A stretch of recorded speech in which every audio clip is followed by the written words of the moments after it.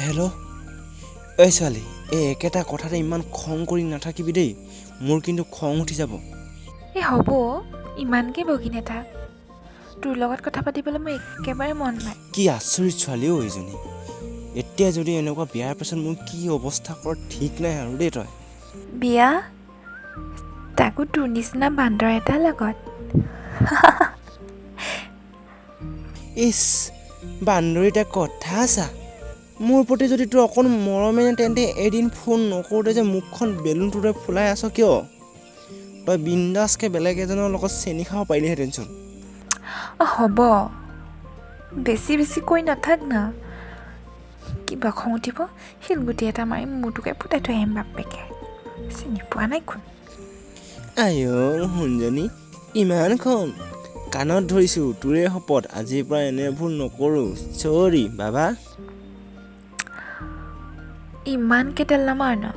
ভাল নালাগে এনেকৈ অ' তেৰি খা বাপেকে এতিয়া তেল মৰাহে হ'ল মানে মই হ'ব দে আৰু একো নকওঁ ফোন ৰাখ তই ফোনটোতো কাটিছা তই মাত্ৰ ফোনটো কাটিছা তোৰ হালাত কি কৰ তই চাই থাক কিন্তু তই মোৰ নিচিনা বান্ধৱটোক ভালেই নাপাওঁচোন মোৰ লগত বিয়া নহওঁ বুলিহে ক'লি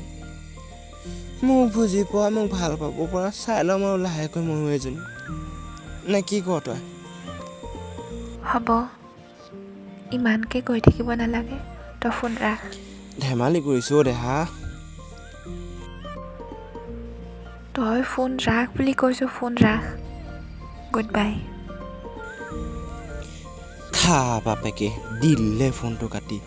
কি যে হ'ব এইজনী দেই একো এডাল ক'বও নোৱাৰি কি হ'ব পাগল হৈ যাম আৰু কেইদিনমান হ'লে